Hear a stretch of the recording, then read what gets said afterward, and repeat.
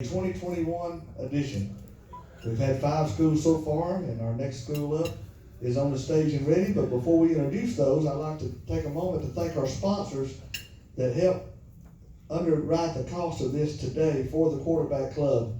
Webb Concrete Building Materials, Right Way Auto Salvage, Anston Orthopedics, EHT Security, First Bank of Alabama, Superior Hyundai Cadillac GMC, Farmers and Merchants Bank, Alabama Towing and Recovery, and ERA King Real Estate. We thank those partners. Without them, we could not have made this possible today. Now, we'd like to welcome to the stage the 2021 Media Day, the Oxford Yellow Jackets. Oxford competes in 6A Region 7.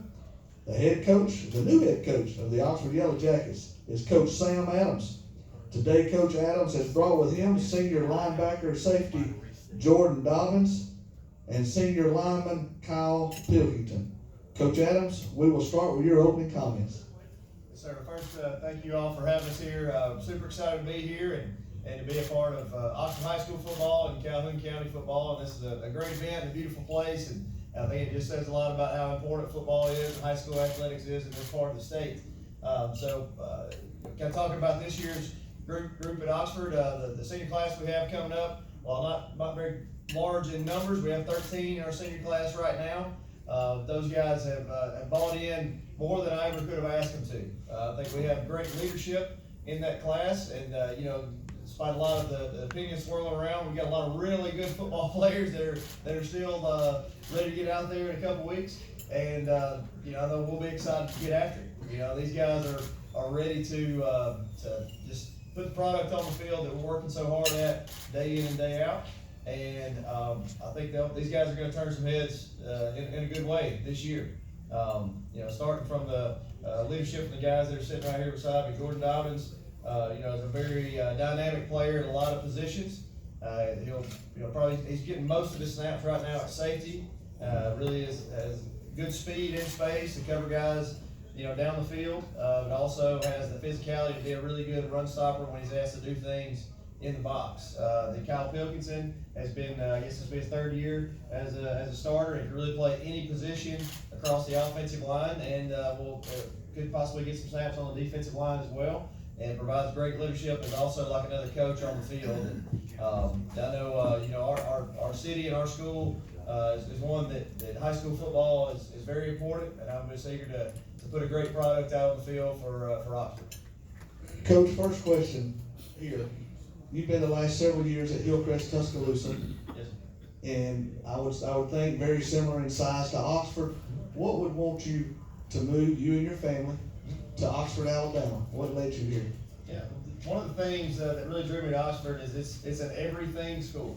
Obviously football is important, but also academics are very important at Oxford. Baseball, basketball, fine arts, everything. And I think having a school like that is one that everybody, I think, really wants to be a part of. I mean, everybody wants to be a place where football is important, but also, we want to be a part of being in a great community and I have a 6-year-old son who's obviously coming up through the school system, and I want to have the best academic opportunities for him as well, and have him a good place to fit in. So it's a great community to live in, strong academics, and the school expects excellence in every facet.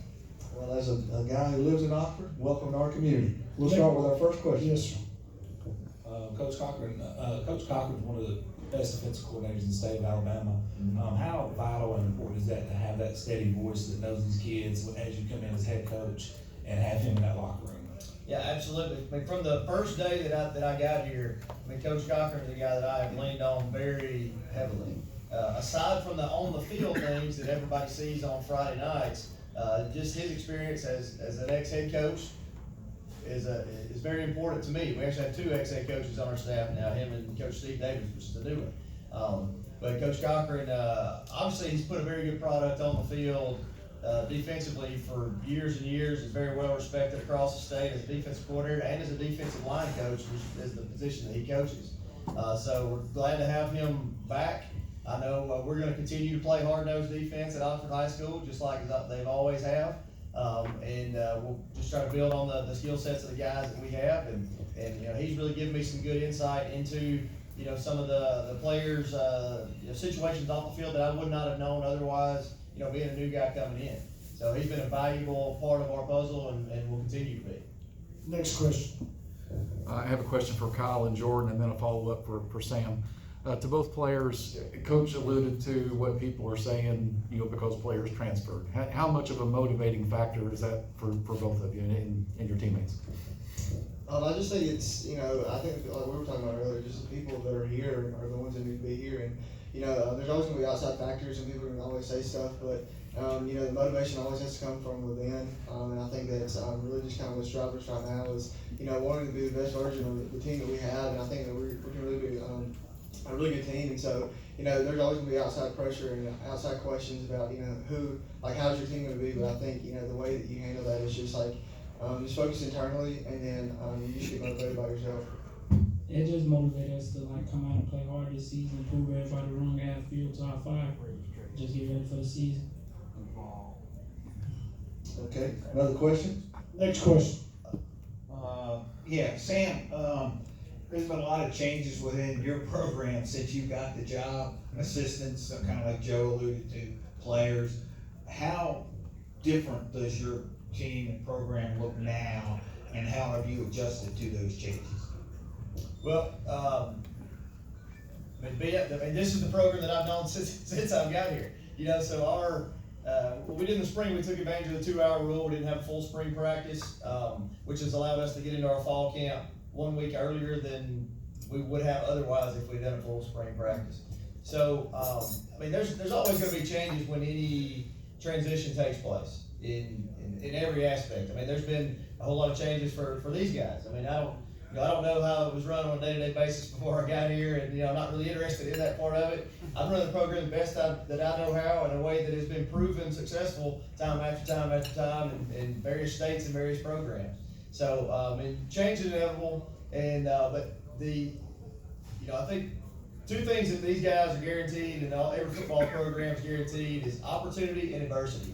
And the thing is, it's hard to tell one from the other a lot of times. Sometimes things may be wrapped up in what looks like adversity. What you realize once you start leaning into it and squaring up and diving into that adversity is you realize it's created a lot of opportunities for some other guys that are really good football players that really may have been getting overlooked from a college recruiting standpoint, maybe from a media standpoint. Now these guys are getting the time to shine. And the opposite is also true. What looks like opportunity, sometimes you get going in and you realize it's not exactly you're not really going down the path you thought you were going, right? So those things are always going to be intertwined in any situation. And look, just understand that there is no high school head football coach in this state at any program that has an easy job. Each year, there's going to be complications that arise, there's going to be adversity that arises, and it's just going to change from year to year on what those particular circumstances are, right? And so, that's just my job to provide the leadership with, the guys that are here around us, which, again, I couldn't be prouder of. I have, a lot of love for these guys that are going out and doing everything they can do to set the example for the guys that are on the team now, and also for the guys that are coming up through our program. Now, we had, last week, at Oxford High School, we did a youth football camp, which is a very common thing. A lot of places do that. We had 80-something kids sign up. And, we just asked our football players, hey, it'd be great if some of you guys could help coach those guys up and all that. And we look up and there's about 30 of our varsity football players that chose to stay and help out the youth programs coming up. And what I thought, just looking at them, they realized that they may have been having more fun than those little kids had. So I think just understanding that, we're all tied into this thing together, from the 5th and 6th graders on up to the seniors, and the people in the community, and the coaching staff, and our school administrators and all that. We have a lot of people at Oxford that are all pulling in the same direction. And that's what was the goal going in this thing, and that'll remain our goal until long after I'm gone out of here. Next question. Yeah, first, Sam, welcome to the community. Thank you. But let's talk a little football politics real quick. Sure, yeah. The college world has just exploded with talks of change, and you've got the new NIL stuff, and I'm curious, because from our perspective, meaning the media, we can't be too far from some of this stuff filtering down into high school football. What's your thoughts on that for NIL for high school players and things along those lines? Well, I mean, I can start giving you an answer right now. I'll be completely honest. I haven't thought about that one bit. Just, I'm just giving you a direct answer here. I mean, we're in the middle of fall camp right now. So, I mean, I haven't put any thought into the NIL as it relates to high school. So, we're worried about, build the best men we can build within our program and in turn, having a good football season out in front of us. Man, I wish I could give you a better answer to that for your question, but I mean, I don't have one, sorry. Okay, I'll give a follow-up then. I'm sure you can answer this one. What kind of distraction is all the construction that's going on around your program? I don't know if distraction would be the right word for it. I think it is great motivation for the guys that are part of our program. I think the seniors, they're getting to be a part of the first part of it, which is the turf, the new turf that we have down. I know they're glad to be practicing and playing on that. And then, especially for the younger guys coming up, seeing the drawings and of what is to come, and hopefully what'll start being built here in the coming weeks. I think seeing how much their community and their school system is willing to invest in their experience as a high school football player provides great motivation moving forward. This is for Kyle and Jordan.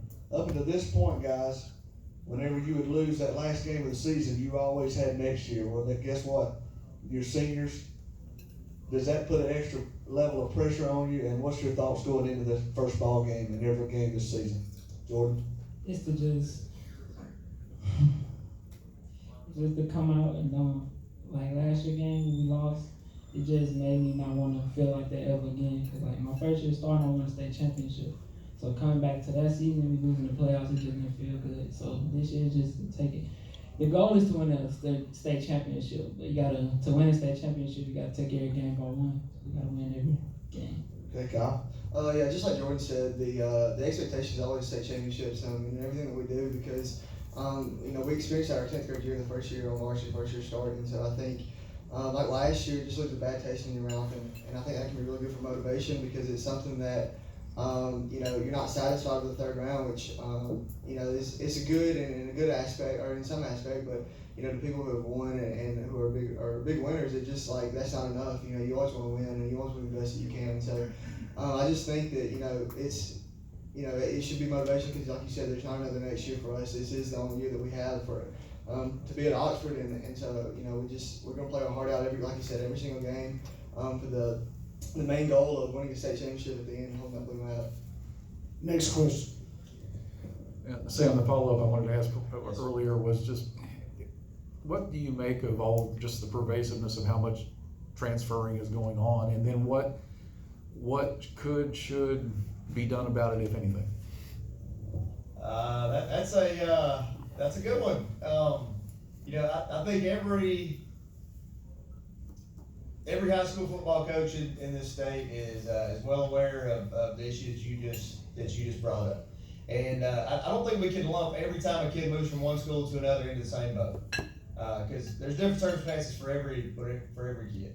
I would like to think high school football at its heart should be the boys from Oxford playing the boys from Pell City down the road and all that. Obviously there is an issue with third parties involved. And we've talked about this for a really long time. I'd really like to shine the light more today on the players that we have right here in the program that we're working to build every single day.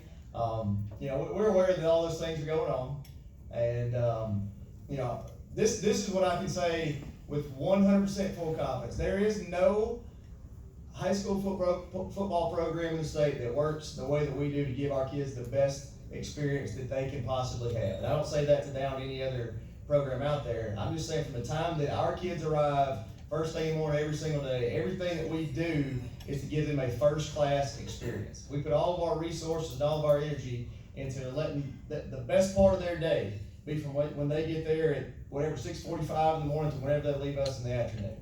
We're going to train them up. We're going to first get the best coaches in there to surround them with as possible so that they're as prepared for success on the field as they can, but also we're going to get great men in there that are going to prepare them for life long after football is over, because it's going to leave us all, right? So we're going to prepare them as best we can for that. We're also going to put resources into give them the best nutritional, support as we can, so that we can maximize the returns that they get off of their time training with us. And naturally, at Oxford High School, we're gonna have the best teachers in that school to prepare them academically for anything that's coming forward. So that's what we can control, is the experience that we give our high school athletes every single day, and we're not gonna shortchange any of that. The rest of that, we'll see how it goes. Next question, Coach. All right, this question is for the players. Oxford has a very rich tradition in football, has for a long time. When you put that jersey on Friday nights, and you know the players that came before you, how does that make you guys feel individually and as a team, knowing that you're following in the footsteps of so many great players that came before you? Made me feel, I feel good, like, cause I'm a part of that now. Yeah, I think just like he was saying, we've had, like people like KJ Britt and Titus Lindsay come and just talk to us throughout the summer of, like what does it mean to be in college, but what does it mean to now be an Oxford alum? And I think that, like you said, like it's something big to be an Oxford and play for Oxford. And I think that like I just remember in the state championship game, just looking up and looking at the 1,000 people that were there to support us, and it really motivated me because like I didn't want to let them down. I knew that they had come all the way to watch us, and so it's something special. And I think of people like JB Carlisle and Trey Higgins and people like Brandon Kirksey who have just put a big impact in my life, because I've seen how hard they work at football, and I think that I don't want to hurt the name of Oxford because I'm not working as hard as I can. Next question. Coach, make this the last question. Okay, Coach, you talked a little bit about wanting to talk up your players. I know you talked a little bit about Kyle and a little bit about Jordan. Who are some other guys that you expect to make a big impact this fall? Yeah, we have, just thinking on the defensive side first, another outside linebacker, Shaynon Whitfield, that I believe was a lead tackler on the team last year. That guy's really another senior that comes to work every single day, also kind of helps keep the other guys in line when they're not really living up to the standard. So Shaynon Whitfield is one of those guys. Josiah Kimbrough along the defensive line. Got a lot of action last year as well, and is really another one of those guys that I think has a super bright future that may not have been getting the attention that maybe they deserve. And obviously Miguel Mitchell will be a defensive back, and could see him some at receiver as well. He's committed to Vandy right now. Super high academic achiever as well, and really a guy that everybody in our whole school can look to as a leader in every single way. On the offensive side, Jaden Thomas will be our starting running back, be a sophomore, and Jaden is a guy that has a super high ceiling. Probably not a name that a lot of people throughout the state know as we speak right now, but I can promise you this: when we talk again here in a few months, there'll be a whole lot more people that'll be asking about Jaden Thomas specifically. We have two guys kind of duking it out for the starting quarterback position with Sam Robertson and Kamari McClellan. That's yet to be seen. We have two guys that we feel really good about in that spot. There's 30 others I could name here. But Bakari Daly at receiver, and Judd Sires, the guy's emerging at receiver, and so we still have a lot of good football players left at Oxford High School. Next question, Coach. Yes. For both of the players, would you mind just talking a little bit about how much you like playing on the artificial stuff that you guys are playing on now? How, especially for each of your positions, and then Sam, if you would make a comment or two about, and I know you've known for a while, but the announcement they made yesterday about you being the OC in the Alabama-Mississippi game. I think for offensive linemen, so where we used to practice on the baseball field, it would get pretty muddy. So it's kind of nice now to have get out of practice and you're kind of clean. And Coach Ted used to take pride in having our jersey basically brown in practice. But it's nice to walk off the field and not be so muddy. And I think you're able to move a little bit quicker, a little bit faster, and especially with how fast defense linemen are these days, it can really help for us. Yeah, I feel like the DBs like us too, cause like on the baseball field, like when it used to rain, it used to be so sluggish like that you can barely move, but like on the turf now, I feel better, like you can do everything. Does it make you feel faster? Yes, sir, I feel faster, way faster. That's great. And Sam, will you just kind of speak to that? Just Yeah. honored that you. Yeah, I'm absolutely honored to serve as offensive coordinator for the Alabama Mississippi All-Star Game. That'll be coming up at the end of the year. This will be my second time to be a part of the game. I was the receiver coach in it 2 seasons ago, I believe. I'm just looking forward to the opportunity to be surrounded by great coaches and great players and to represent Oxford High School. Well, You're Coach Adams, the OC, so what are you gonna do? You throwing it? What do you, and let's say we gotta see who we got on the team. Well, you're pretty limited in that. That's what a lot of people don't understand with that thing. You're very limited on like the formations you can line up in, and the same thing on the defense. I mean, you have a pretty strict set of rules that you kind of have to go by. But I mean, throw for a lot of touchdowns and run for a lot of touchdowns too. That's the plan. Coach Adams, welcome to Calhoun County. Guys, good luck this season. We'll be following Oxford every week like we always do. And